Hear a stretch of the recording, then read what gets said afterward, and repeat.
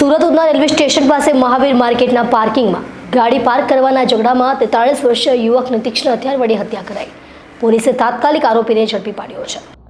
Dindoli Madhuvan circle પાસે રહેતા 43 વર્ષીય સુભાષ દાલચંદ ખટીક સારા દરવાજા પાસે સસ્તા અનાજની દુકાન ધરાવે છે। આજે સાંજે આ વેપારી પિતા સાથે ઉધના રેલવે સ્ટેશન પાસે મહાવીર માર્કેટમાં રાકેશ સેલ્સના નામે ઇલેક્ટ્રોનિક્સ આઇટમ્સનો શોરૂમ ધરાવતા મોટા ભાઈને મળવા આવ્યા હતા।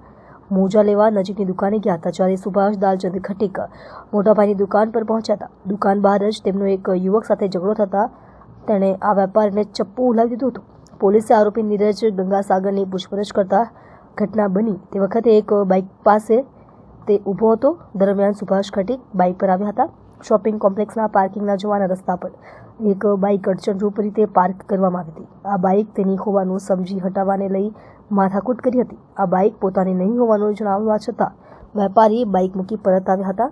બંને વચ્ચે માથાકૂટ થતાં આરોપીએ પોતાની કમરમાં છુપાવેલું ચપ્પુ વેપારીને હુલાવી દીધું હતું।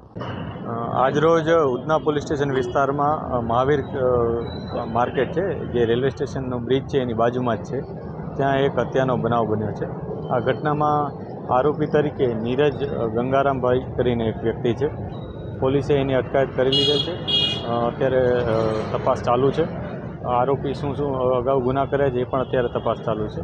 બનાવમાં પ્રાથમિક દ્રષ્ટિએ એવું જણાય છે કે આરોપી અને જે ભોગ બનનાર છે બંને વચ્ચે વ્હીકલ બાબતે કોઈ ઝઘડો થયો હોય એ પ્રકારનો અત્યારે પ્રાથમિક સીસીટીવીમાં અમને જણાઈ રહ્યું છે।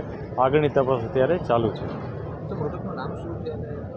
ભોગ બનનાર છે એનું નામ સુભાષ કરીને છે ને એમનો પોતાનો અહીંયા પોતાનો સેલ્સ ઇલેક્ટ્રોનિક્સ સેલ્સની એક દુકાન છે અને આ મહાવીર કોમ્પ્લેક્સમાં જ છે। જે ભોગ બનનાર હતા એ પોતે પોતાના વ્હીકલમાં કોમ્પ્લેક્સમાં આવે છે અને એ દરમિયાન આ બંને વચ્ચે કંઈક બોલાચાલી થાય છે અને એમાં જે આરોપી છે એ એમને ચપ્પુનો એક ઘા મારે છે અને એમનું મૃત્યુ નિપજાવી દે છે। આરોપી જે ભોગ બનનાર છે એમને તત્કાલ હોસ્પિટલમાં લઈ જવામાં આવે છે, પરંતુ સારવાર દરમિયાન એમનું મૃત્યુ થઈ જાય છે।